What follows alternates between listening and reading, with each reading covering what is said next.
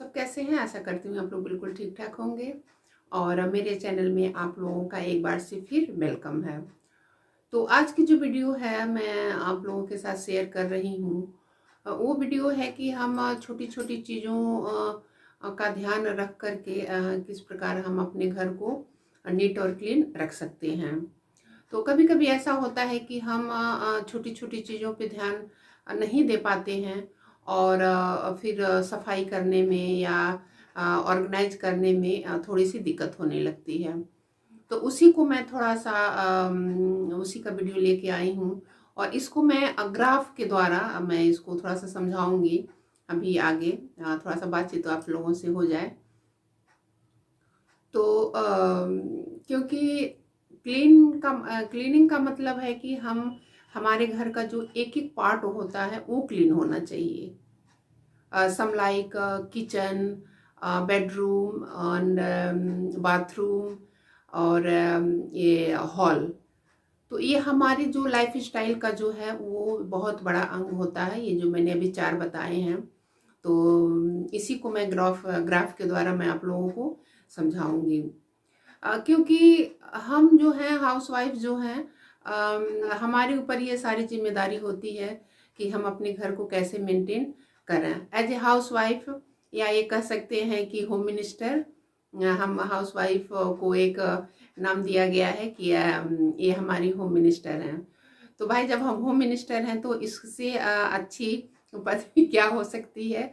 और इस चीज़ को जो है मैं अच्छे से आप लोगों को समझाऊंगी कि घर को नीट और क्लीन कैसे आप रख सकते हैं। इसमें जो है नॉर्मली आप जैसे डेली जो है नॉर्मली जो झाड़ू पोछा वगैरह जो करते हैं किचन के और हॉल के सभी कमरों के, जिस तरह आप नॉर्मली झाड़ू पोछा करते हैं पर डे आप उस तरह से कर लीजिए। लेकिन जिस दिन आपको डीप क्लीनिंग करनी हो, जिस दिन आपको डीप क्लीनिंग करनी हो किसी भी रूम की, चाहे वो किचन का हुआ या हॉल का हुआ या बेडरूम का हुआ या बाथरूम की क्लीनिंग हो गई, तो ये सब चीज़ों का जो दिन में आप किया करिए। जैसे मान लीजिए अगर आप बाथरूम में जा रही हैं, तो बाथरूम का अगर आपको क्लीनिंग करनी है तो घर के सारे जो है नॉर्मली झाड़ू पोछा करके और आप बाथरूम में जाके और उसको शावर लेने से पहले आप बाथरूम में उसको क्लीन कर सकती हैं। टाइल वगैरह जो है साफ वगैरह करना, जो बाथरूम में सिंक वगैरह है उसको आप कर सकती हैं। तो इसके लिए थोड़ा सा आपको पहले उठना पड़ेगा। अगर बाथरूम का क्लीनिंग करना है तो उसके लिए आपको थोड़ा सा पहले उठना पड़ेगा, क्योंकि शावर के बाद तो आप बाथरूम क्लीन नहीं कर सकते। तो पहले उठ के और जो भी नॉर्मल झाड़ू पोछा है उसको करके और आप फिर जब शावर लेने जाइए तो उसकी जो सारी बाथरूम की क्लीनिंग है वो आप कर सकते हैं। और बाकी जो हुआ, अब आती है हॉल की बात आती है। तो हॉल में भी वैसे ही नॉर्मली झाड़ू पोछा आपको करना है और जब आपको शावर लेने के बाद और दोपहर में आप उसकी जो है डीप क्लीनिंग कर सकती हैं। सम लाइक ये शोकेस हो गया, डाइनिंग टेबल का हो गया, जाले उतारना हो गया, तो एवरीथिंग कोई भी एक चीज़ आप उसमें से उठा लीजिए, या हॉल का या बेडरूम का। तो इस तरह से जो आपके जो क्लीनिंग है वो अच्छी से हो जाएगी। तो ऑर्गेनाइज्ड वगैरह का मैं जो अपनी अब ये चैनल पे पब्लिश मैंने किया हुआ है कि किस तरह से क्या ऑर्गेनाइज करें, तो मैं उसका जो लिंक है वो डिस्क्रिप्शन बॉक्स में दे दूंगी, आप वहाँ से उसको देख लीजिएगा, आपको थोड़ी सुविधा हो जाएगी। तो चलिए मैं स्टार्ट करती हूँ थोड़ा सा नोट के द्वारा आप लोगों को कि किस तरह से आप अपने घर को साफ रख सकते हैं। मैंने सबसे पहले ये बॉक्स बनाए हैं और इन बॉक्स को मैंने 4 भागों में डिवाइड कर दिया है, इस तरह से आप देख सकते हैं। और पहला है किचन और उसके बाद है बेडरूम और फिर ये हॉल और ये है बाथरूम। तो जिस दिन इन चारों में से सफाई आपको डीप क्लीनिंग करनी है, चाहे किचन का, चाहे बेडरूम का, बाथरूम का या हॉल का, उस दिन जो है आप नॉर्मली झाड़ू पोछा जो आप घर पे करते हैं आप उसको कर लीजिए। बाथरूम का तो मैंने बताया ही है आपको, ये जो है ये चौथा वाला है, ये चौथा जो है। और ये तीसरा हो गया, दूसरा हो गया, ये 1 और ये 3। तो इस 4 भागों में मैंने इसको डिवाइड कर दिया है। तो बाथरूम का मैंने स्टार्टिंग में ही आपको बताया है।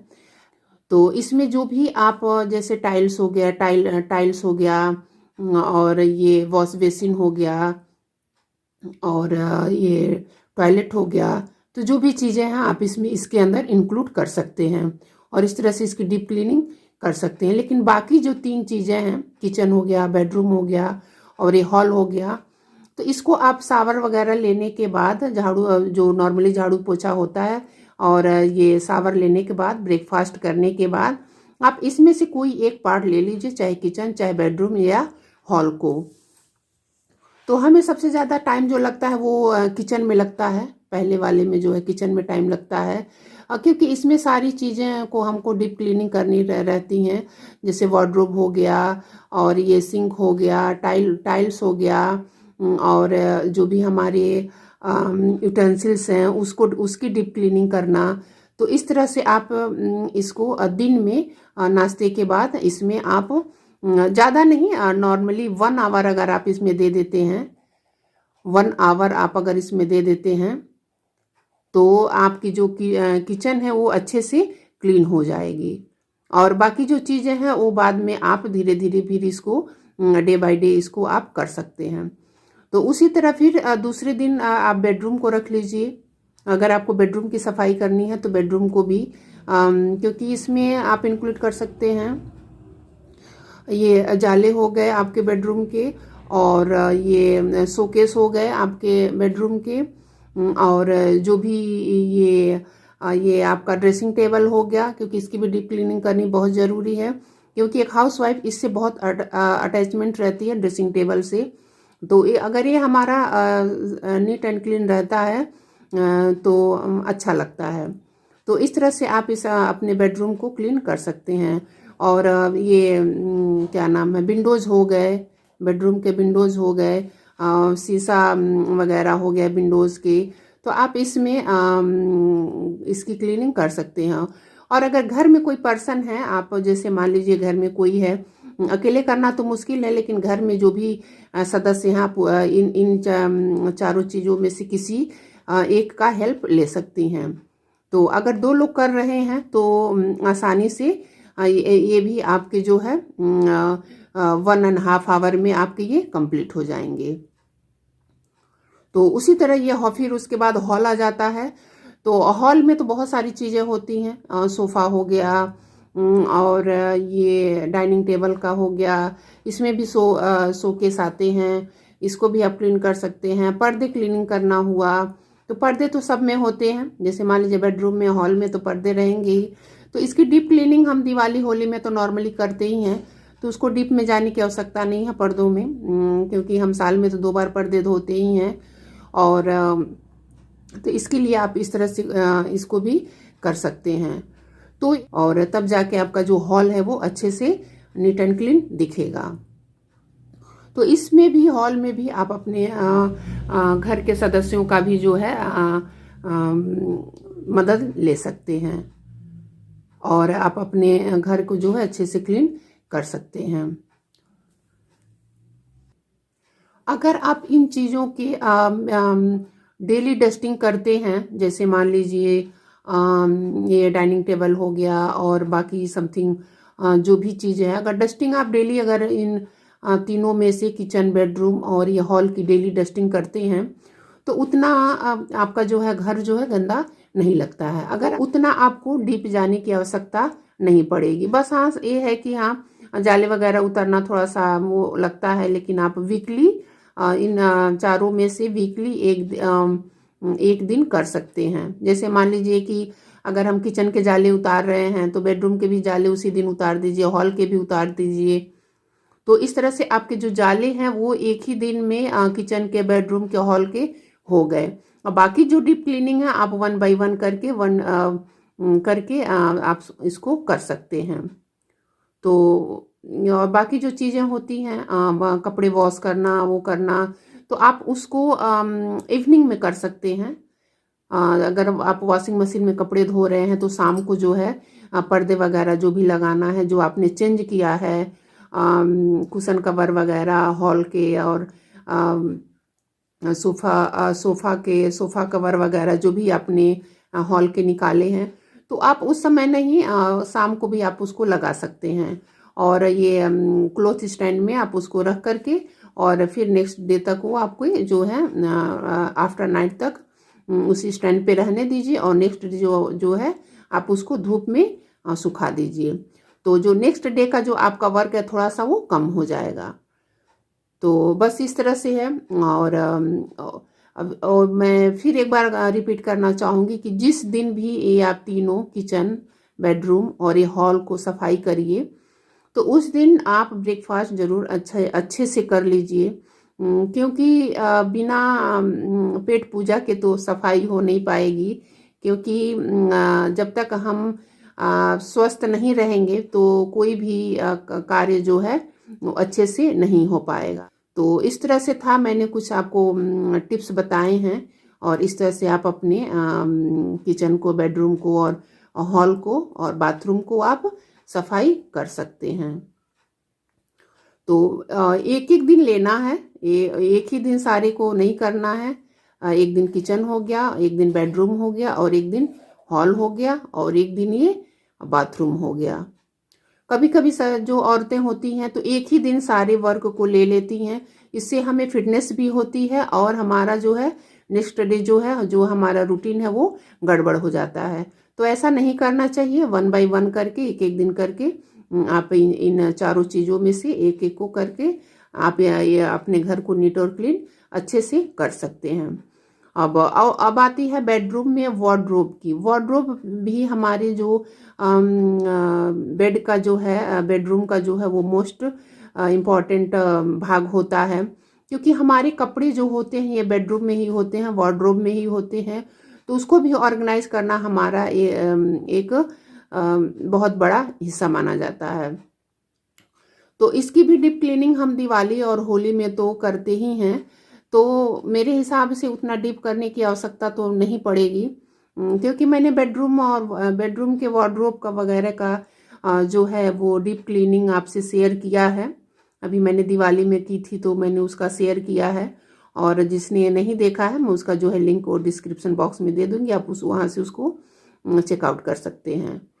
तो ज़्यादा वो वार्डरोब का ही मेन होता है, हमारे रूम का ही।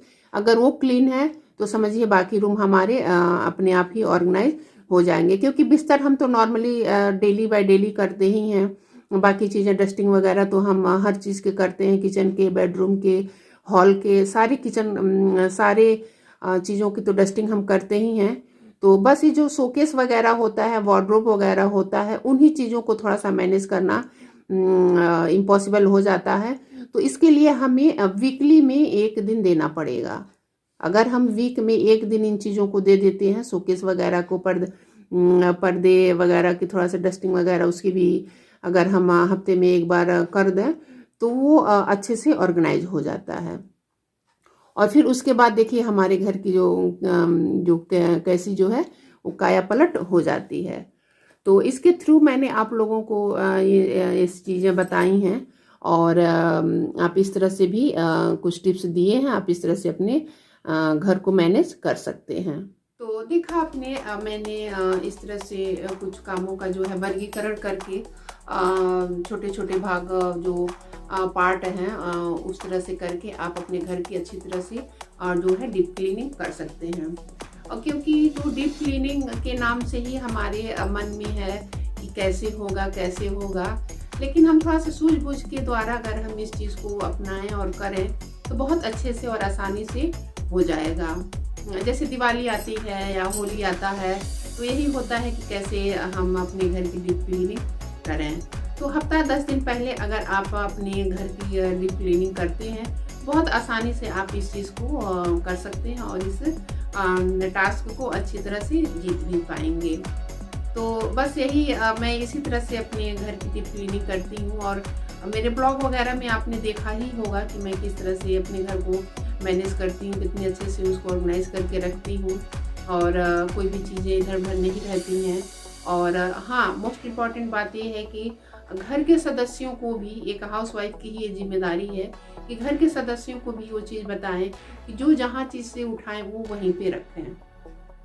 तो इससे हमारा ऑटोमेटिकली जो है वो घर ऑर्गेनाइज रहेगा ही रहेगा। नहीं तो मान लीजिए कोई सामान उठाया, कोई यहाँ रख दिया, कोई वहाँ रख दिया, तो फिर वो हमें ही उस चीज़ को फिर बाद में करना पड़ता है और एक्स्ट्रा टाइम देना पड़ता है, और बाकी चीज़ों के लिए फिर हम वो समय नहीं निकाल पाते हैं। तो ये बच्चों के अंदर भी ये हैबिट लाएं, परिवार में चाहे जो भी हैं, नहीं ज़्यादा, कम से कम जो चीज़ें जहाँ से उठाएं उस चीज़ को वहाँ पे वो ज़रूर रखें। तो आपका घर अच्छे से ऑर्गेनाइज रहेगा। और कोई भी काम जो है एक दिन में पूरा नहीं हो पाता, ये मैं बार बार कहती हूँ, कोई भी काम एक दिन में नहीं पूरा हो पाता। और जैसे मैंने ये नोट के द्वारा समझाया है, अगर इस तरह से आप अपने घर को मैनेज अगर आप अच्छे से करती हैं तो हमेशा आपका घर जो है ऑर्गेनाइज रहेगा। और मैं अपने चैनल पे हमेशा जो है, मैंने टीवी यूनिट का एक कमेंट आया था कि मैम आप अपने टीवी यूनिट का जो है वो कैसे ऑर्गेनाइज करती हैं, और उसका जो है हम लोग के साथ भी शेयर करिए। तो मैंने उसका जो है वीडियो बनाया हुआ है, और मैं उसका जो है लिंक वो डिस्क्रिप्शन बॉक्स में दे दूँगी, आप वहाँ से उसको देख सकते हैं कि मैंने चीज़ों को कैसे उसमें फाइल सिस्टम में जो भी कागज़ वगैरह, जो डॉक्यूमेंट वगैरह है, मैंने किस तरह से उसमें ऑर्गेनाइज करके रखा है। तो मैं लिंक दे दूँगी, आप वहाँ से देख सकते हैं। तो बस यही है। और मैंने आप लोगों को थोड़ी सी अपनी जो मैं अपने हाउस होल्ड में और अपने करती हूँ वही वीडियो मैं आप लोगों के लिए ये शेयर की हूँ। बाकी तो मेरे ब्लॉग में से आप देखते ही होंगे कि मैं कैसे रखती हूँ चीज़ों को। और मोस्ट इम्पॉर्टेंट बात और है कि अगर आप अपने किचन को हमेशा अगर मैनेज करती हैं, किचन जो एक हाउस वाइफ का मेरे हिसाब से 24 घंटे में तो 5 घंटे तो आप किचन में रहते ही रहते हैं। तो जिस हिसाब से जो सफाई करता है उस हिसाब से मैंने टाइम को दिया, मैं बताया है। क्योंकि 9 काम करने वालों के लिए तो 1 घंटे में ही हो जाता है, और काम करने वालों के लिए तो भाई समय तो लगेगा ही, और तभी हमारी चीज़ें जो अच्छे से वो मैनेज हो पाएंगी। तो बस यही है, मैं एक छोटा सा वीडियो लेके आप लोगों के लिए आई हूँ। I hope like you. और वीडियो अब ज़्यादा लंबा हो जाएगा, आप भी बोर हो जाएंगे। तो चलिए फिर मैं आप लोगों से अपने अगले वीडियो में मिलती हूँ। और हाँ, जो मेरे चैनल पे नए हैं, मेरे चैनल को जरूर सब्सक्राइब करिए, ताकि जो मेरे वीडियो की फ्यूचर नोटिफिकेशन वो सबसे पहले आप तक जाए। तो चलिए अब मैं इस वीडियो को एंड करती हूँ। Okay, bye and take care.